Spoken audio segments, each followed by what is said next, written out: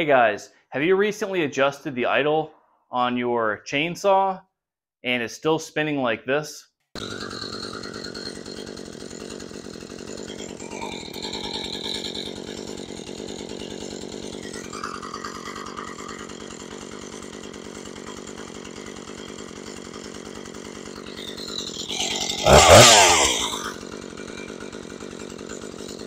If that's the case, you're going to want to watch the rest of this video. Stay tuned.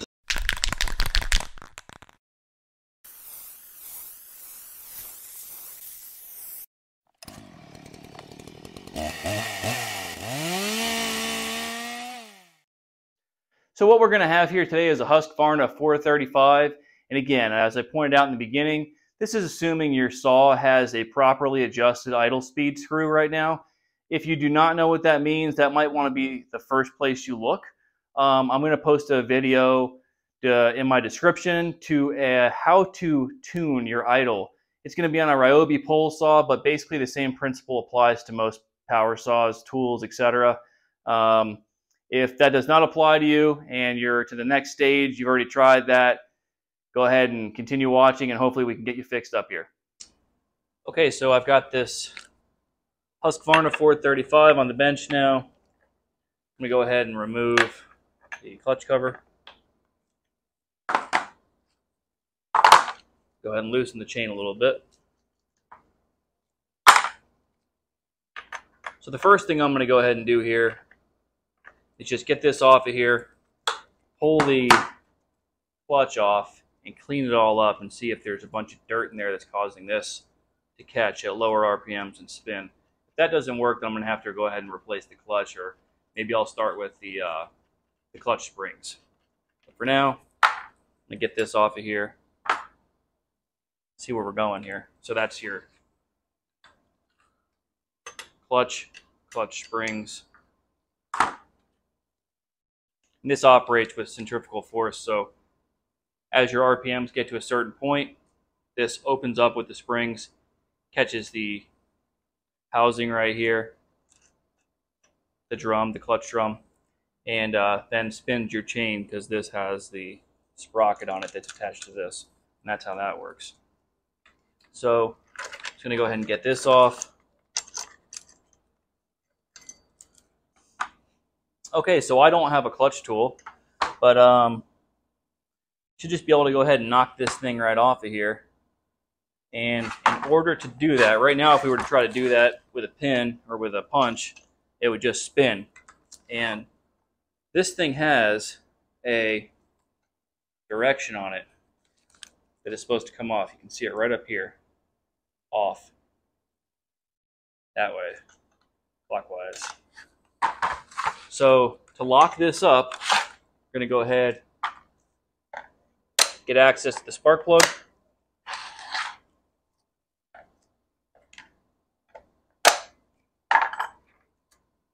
Pull this cover off of here, pull this boot off, get into the spark plug.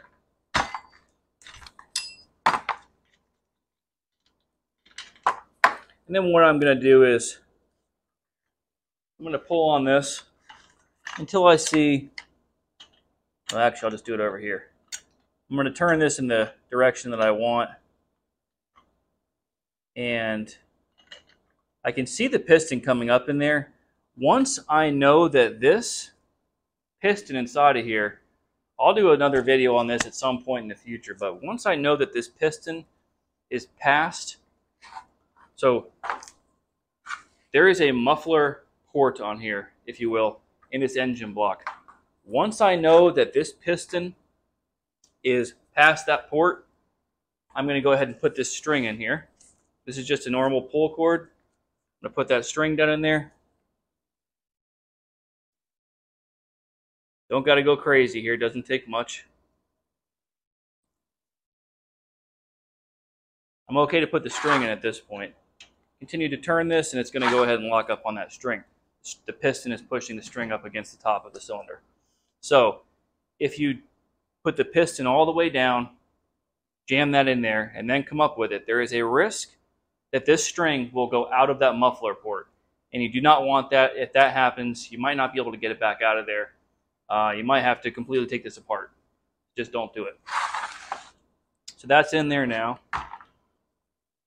And again, it's locked up. I need to go clockwise. This is locked up clockwise.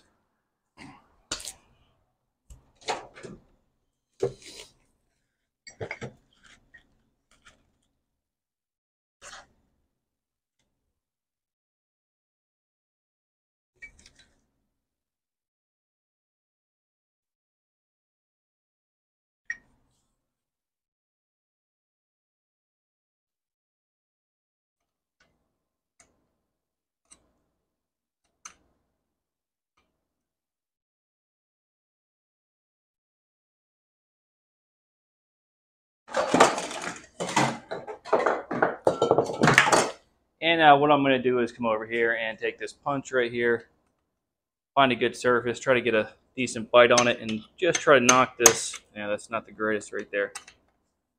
Try to hold this down, try to knock this loose.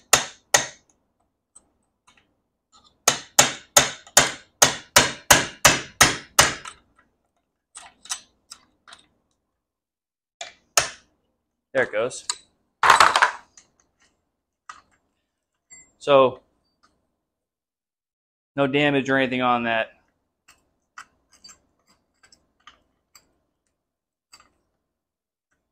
That's out of there. Well, almost out of there. Come on.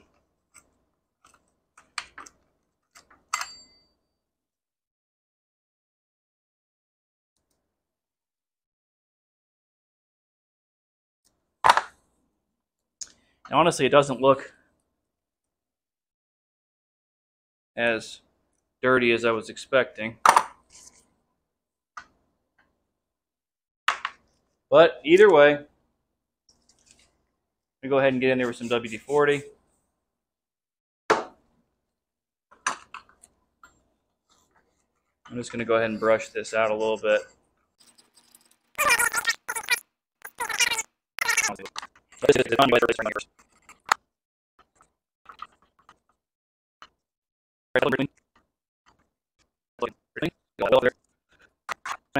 thing I'm going to do here is, well, if I can, get my rope back out of here. I just turn that just ever so slightly with my hand. I'm going to go ahead and put this back on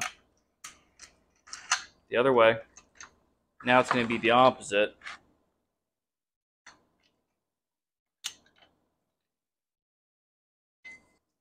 So I'll get this back in here.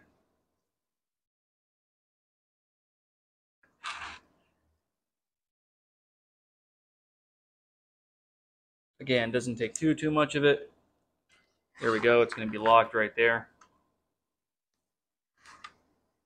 I'm just going to repeat the exact same process of tapping it to lock it.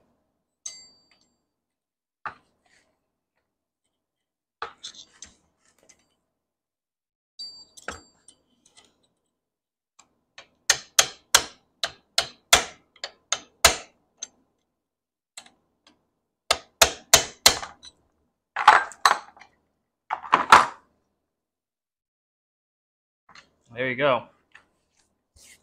Okay, now we can go ahead and reassemble this.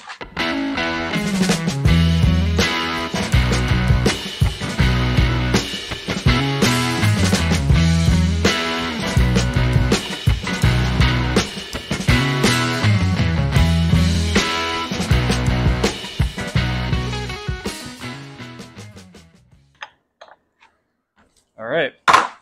Start it up again and see if that fixed it. Honestly, I'm not too optimistic about it. Just didn't look that dirty. Sometimes it gets like really caked with crap in there, and that'll cause it to malfunction like that. But it didn't look that dirty, so we'll see what happens here.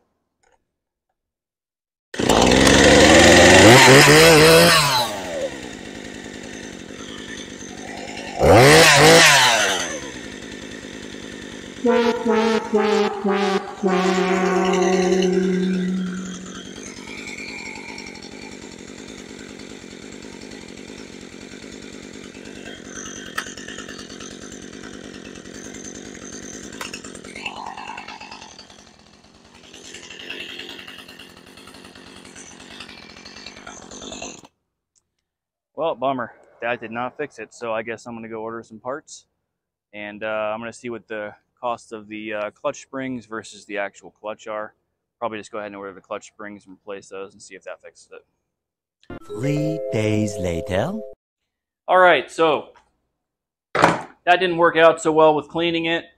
Moving on, I've gone ahead and purchased a new clutch for this, and we're going to go ahead and get right into how to change the clutch on this thing now. Should be fun. When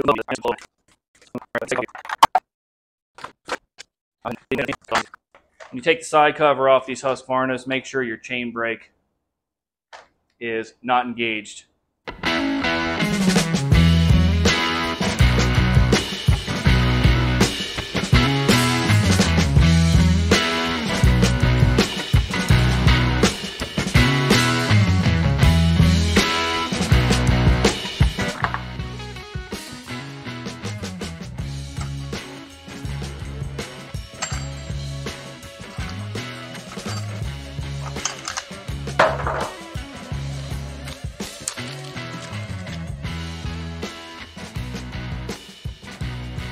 And here's our new clutch. Got an OEM one. I know I said earlier that I was going to probably go ahead and get springs, but honestly, I looked up the springs, and this was like $1 more than getting those 2 springs. Maybe you have somewhere else to get them for cheap. I'm not sure. I looked online for $1 more, maybe even a couple dollars more. I'm taking the whole new clutch every day. I'll put a link in the description of this. I bought it from Amazon. It was the cheapest place I found to buy it. I think this fits your 435 and your 440, but make sure it fits your model before purchasing it. And then, of course, we're just going to go ahead and screw this on here.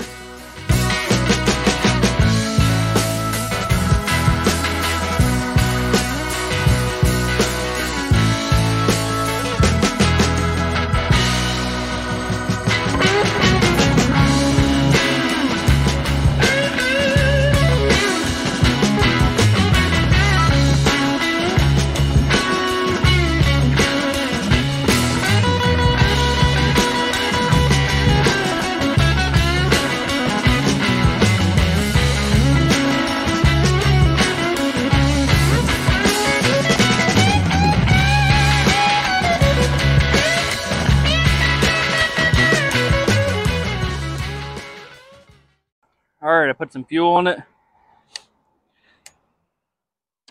Choke on. Hopefully this works. Chain brake on.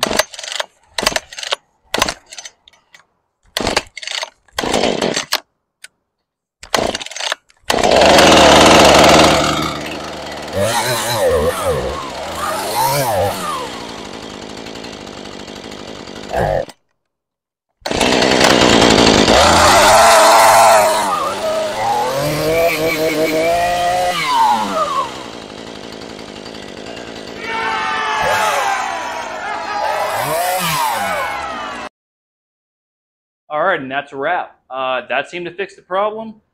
So those were 2 methods on stopping your chain from spinning and idle, fixing your clutch. Hopefully the first one worked for you and you didn't have to buy the clutch. But if you did have to buy the clutch, it wasn't that bad, was it?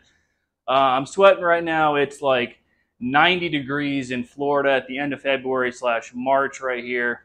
Thanks for stopping by. I hope this helped you out. If you guys like this video, go ahead and hit that like button, hit that subscribe button. I appreciate every one of you guys that subscribes, leaves comments, all that sort of thing. Seriously, I really do. Have a great day. Thanks.